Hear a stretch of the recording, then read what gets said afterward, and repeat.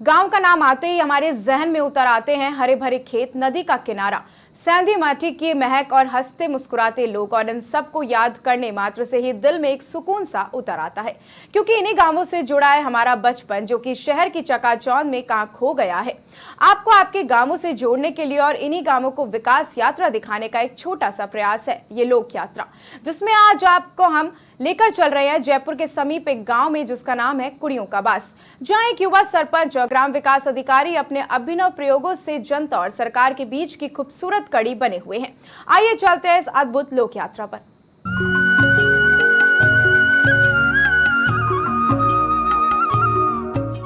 अपनी परंपराओं और रंग बिरंगी संस्कृति को अपने आप में समेटे हमारे गांव असल में हमारी लोक संस्कृति के संरक्षक हैं, और इस कार्यक्रम के जरिए हम आपको इन्हीं खूबसूरत गांव की सैर करवाते हैं।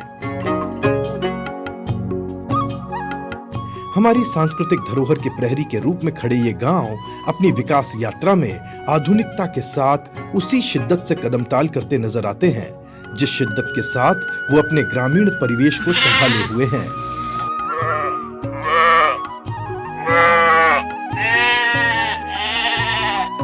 ये चौखट पर बैठे बुजुर्ग अपनी कमजोर होती आंखों में ये सवाल भी लेकर बैठे हैं कि गांव के जो युवा कच्ची सड़कों से शहर की ओर चले गए थे, वो अब सड़कों के पक्की हो जाने के बाद भी गांव वापस क्यों नहीं आ रहे हैं।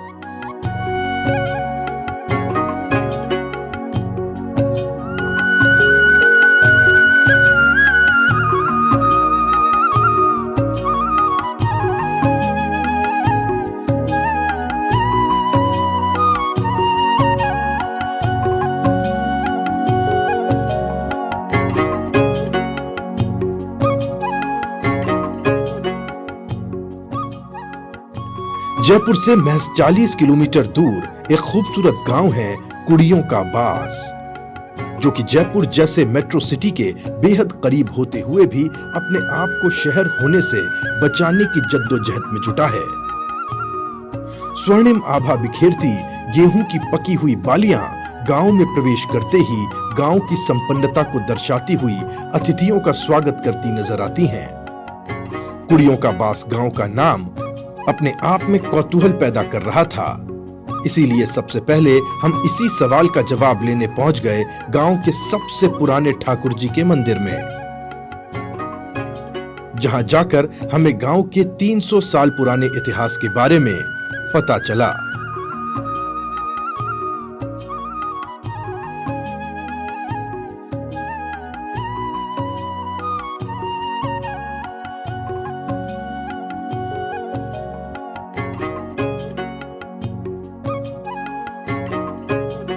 ये गांव पहले मुगलों के अधीन था और इसका नाम मौजपुर था।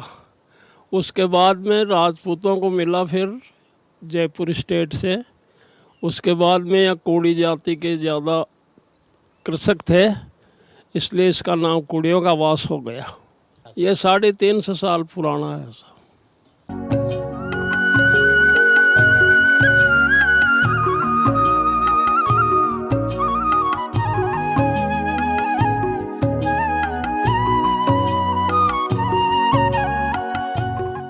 कुड़ियों का बास पंचायत के अंतर्गत 2 और गांव आते हैं, गुढ़ा मानसिंह और सुंदरियाबास।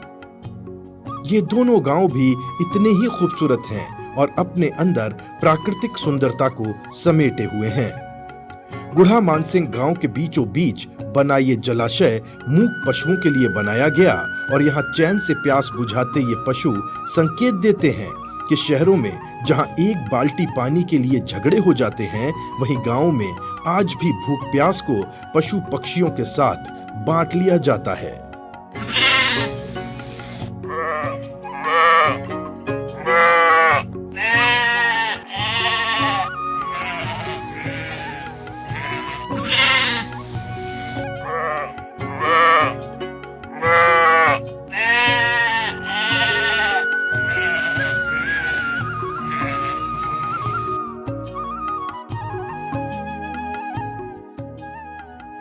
हमारे गांव के विकास में केंद्र और राज्य सरकारों की योजनाओं को अंतिम व्यक्ति तक पहुंचाने में पंचायतों का बहुत बड़ा योगदान रहा है। इन तीनों गांवों में भी पंचायत द्वारा कई ऐसे कार्य करवाए गए हैं जो कि इन ग्रामीणों के लिए बेहद उपयोगी सिद्ध हुए हैं।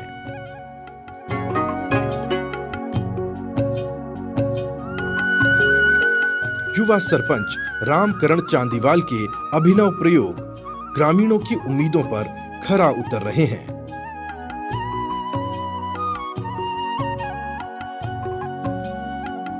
देखो, मैंने पहले मेरी जो कॉलेज की जो शिक्षा मैंने फर्स्ट ईयर कॉमर्स कॉलेज से की। उसके बाद में मैंने यूजी और पीजी कालाडेरा सहरिया कॉलेज से की और मैंने वहाँ से विद्यार्थी परिषद का मैं कार्य करता था। तो मैंने अखिल भारतीय विद्यार्थी परिषद ABVP से मैंने 2014 में छात्र संघ अध्यक्ष का चुनाव लड़ा। चुनाव लड़ने के बाद में छात्र राजनीति का निर्वहन किया। वो करने के दौरान मैंने छात्र संगठन जो विद्यार्थी परिषद है उसमें अनेक पदों पर मैंने काम भी किया और मैंने RSS में भी काम किया। उसके साथ साथ में फिर मैंने जैसे ही ऐसा लगा कि भाई गाँव में अपने को काम करना चाहिए और एक मौका मिलना चाहिए कि भाई अपन गाँव की सेवा कर सके, गाँव की मदद कर सके। उसी दौरान मैंने बाद में फिर जैसे चुनाव आ गए पंचायती राज का चुनाव आया तो मैंने सरपंच पद के लिए उम्मीदवार हुआ और मैंने ये तय किया कि हम सब लोग मिलकर चुनाव लड़ेंगे। और चुनाव लड़ने के बाद मेरे को जनता जनार्दन ने आशीर्वाद दिया और आशीर्वाद इस कम उम्र में देने के लिए मैं इस जनता जनार्दन का बहुत बहुत धन्यवाद ज्ञापित करता हूँ कि मेरे पे विश्वास रखा। हाँ, सब आ गए सरपंच साहब जी। एक पहले तो रोड गाल दी, दूसरा आ गए हॉस्पिटल को काम कर दियो, तीसरा मंदिर को कर दियो, चौथा माँ की व्यवस्था बढ़िया बढ़ान दी। कहीं व्यवस्था पानी की बैठान दी, सारो काम कर दिए सब बढ़िया। हाँ, बढ़िया कर दियो। गांव की सरकारी स्कूल में पढ़ते ये किशोर हों, हंसती खिलखिलाती ये लड़कियां हों, या पोषाहार लेते ये नन्हे मुन्ने बच्चे, इन सभी की छोटी छोटी आंखों में बड़े बड़े सपने चमकते हुए साफ नजर आते हैं।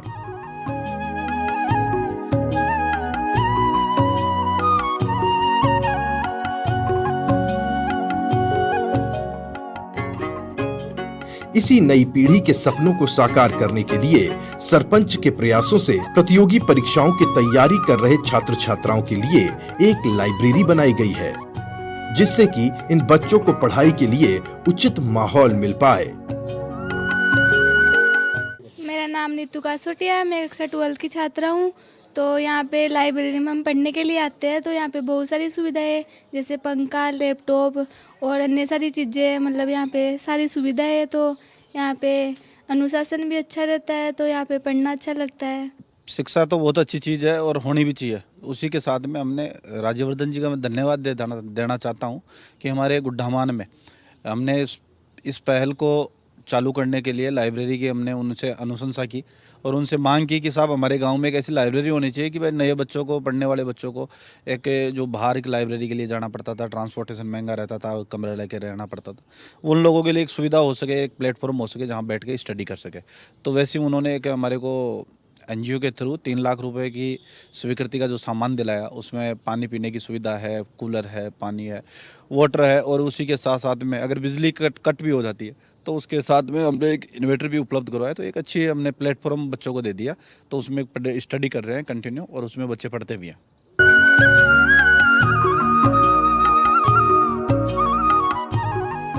इन तीनों ही गांव की एक सबसे बड़ी समस्या थी चिकित्सा केंद्र का गांव में न होना, और इसी समस्या को प्राथमिकता से उठाते हुए पंचायत के द्वारा 2 उप स्वास्थ्य केंद्रों की अनुमति सरकार से दिलाई गई।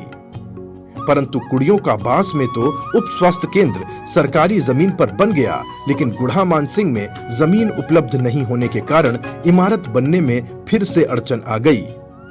तब गांव के ही एक निवासी भामाशाह बनकर आगे आए और अपने हिस्से में से 800 गज जमीन जन कल्याण के लिए दान की गई, जिस पर एक नई नवेली इमारत बनकर तैयार खड़ी हुई और अब वहां चिकित्सक भी गांव को अपनी सेवाएं देने लगे हैं।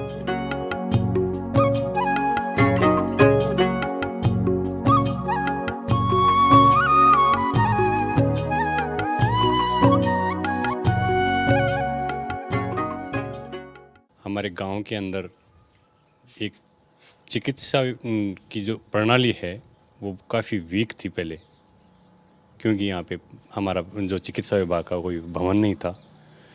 फिर हमारे सरपंच साहब चिकित्सा विभाग की तरफ से काफ़ी संघर्ष करके और हमारी पंचायत के लिए 2 उप स्वास्थ्य केंद्र सैंक्शन करवाया। मेरे पास एक बड़ी चुनौती थी कि गुड्डामान में जहाँ उप स्वास्थ्य केंद्र सैंक्शन हुआ वहाँ हमारे पास ज़मीन की सुविधा नहीं थी। उसी के साथ चौधरी देवीलाल जी ककरालिया, उनसे मैंने आग्रह किया।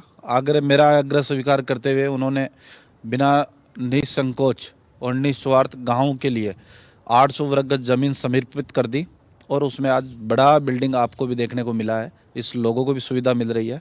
तो एक उप स्वास्थ्य केंद्र आज तैयार हो गया, तो लोगों को चिकित्सा के रूप में सेवा मिल रही है।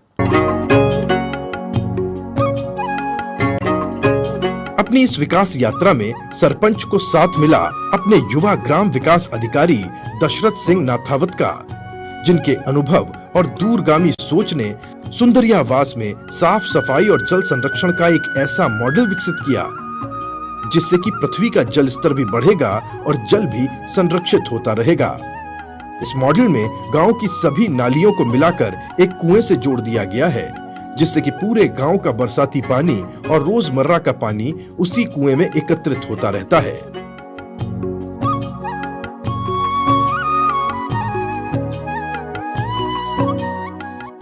सबसे बड़ा है पानी का है, तो पानी का हमने जो नालियों को जोड़ के वृक्ष बरसात के अंदर जो पानी आता है उसको जल रिचार्ज के हिसाब से करवाने, उसके लिए हम पूरी नालियों को जोड़ते हुए कुएं से जोड़ दिया गया। वो पानी कुएं में जाता है। जल रिचार्ज का बहुत बड़ा एक उदाहरण है राजस्थान में, आप कह सकते हैं। इससे पहले भी मैं पंचायत में था, उस पंचायत में भी 2 कुएँ थे, उसमें अटैच किए। वहाँ 2 गाँव थे, उन 2 गाँवों को बिसलपुर के बड़े पाइप डलवाते हुए तलाई में डलवा दिया, तो 2 बार दोनों कुएं फुल पानी से भर गए। जो रोडों का काम था वो अच्छा हो गया, बहुत अच्छा हुआ है। पानी की सबसे विकट समस्या थी, उसका भी निवारण हो रहा है। हमारी टंकी बन रही है और हम ये चाहते हैं कि एक तो पानी की जो पाइपलाइन बाहर डलवानी थी, हम ये सरपंच साहब से निवेदन करेंगे कि वो पानी की पाइपलाइन जो बाहर डलवाए, उससे क्या है कि सबके प्रॉपर पानी पहुँच पाए, उसका हमें प्रॉपर पता चले कि हर घर में पानी पहुँचा कि नहीं पहुँचा। उसके एक विजुअल उसके जो बना रहे हैं एस्टिमेट वो बनवाएं, उसको जल्दी से काम करवाएं। हमारे जो 4 से 3.5 साल का लगभग कार्यकाल निकल चुका, वो काफ़ी अच्छा निकला है और काफ़ी अच्छा इसमें काम भी हुआ है। तीनों ही गांव की साफ सुथरी सड़कें और स्वच्छ गलियां देखते ही लगता है कि यदि जनप्रतिनिधि चाहें तो स्वच्छता मिशन की तरह ही किसी भी तरह के मिशन को गांव-गांव में अंतिम व्यक्ति तक पहुंचाया जा सकता है। बस आवश्यकता है सही नियत की और काम करने के जुनून की। और सरपंच और ग्राम विकास अधिकारी की ये युवा जोड़ी इस कार्य को बेहद ही संजीदा तरीके से अंजाम तक पहुंचा रही है।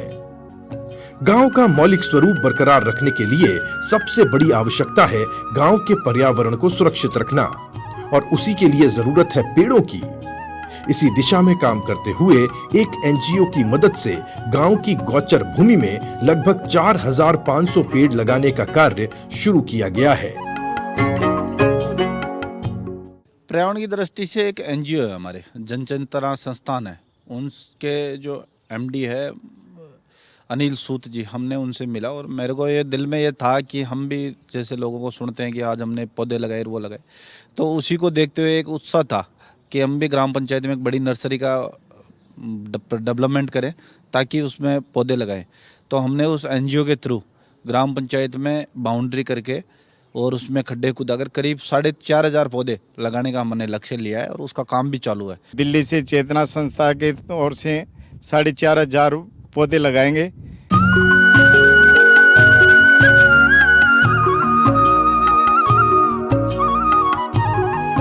हालांकि पंचायत ने हर संभव प्रयास किया है गांव की हर समस्या का समाधान निकाला जाए, परंतु फिर भी जयपुर के इतने नजदीक होते हुए भी गांव में परिवहन सुविधा का अभाव है, जिससे सभी गांव वाले परेशान हैं। आजादी के इतने सालों बाद भी रोडवेज बस का गांव में नियमित रूप से न आना गांव वालों की परेशानी का सबब बना हुआ है। यह हमारे ये बस जो हमारे एक ही बस चलती है रोडवेज हमारे गांव में, वो भी ये फर्स्ट कोरोना था ना, उसके बाद में आधी बारी आती है। हाँ, अब तो ये महीना चल गया, अब तो ऐसा चलता है 10-10 दिन से भी एक बार आती है, 2 रोज चलती है, उसको कौन सी तो सवारी मिलेगी।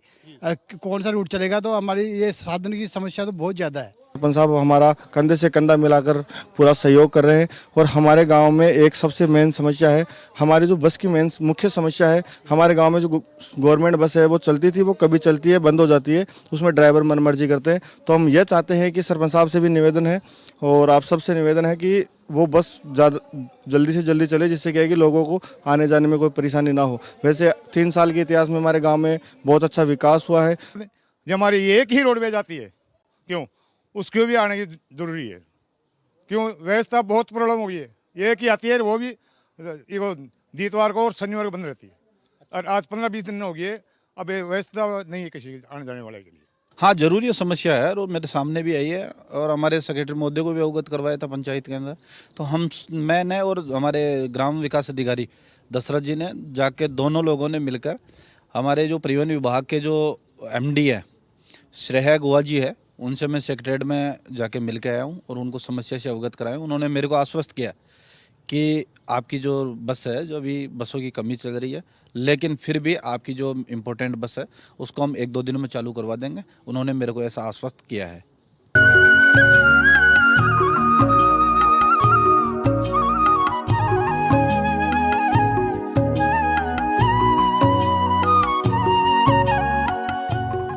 हालांकि इस समस्या के निदान के लिए सरपंच और ग्राम पंचायत की पूरी टीम प्रयास कर रही है और आशा है बहुत जल्द ही इस समस्या से भी गांव वालों को निजात मिल जाएगी।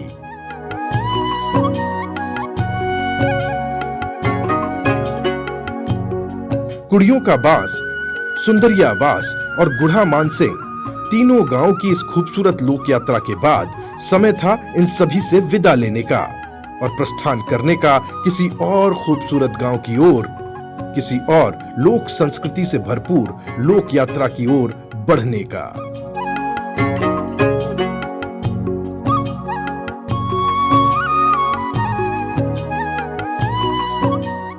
सुनील सुशीला शर्मा, समाचार प्लस, जयपुर।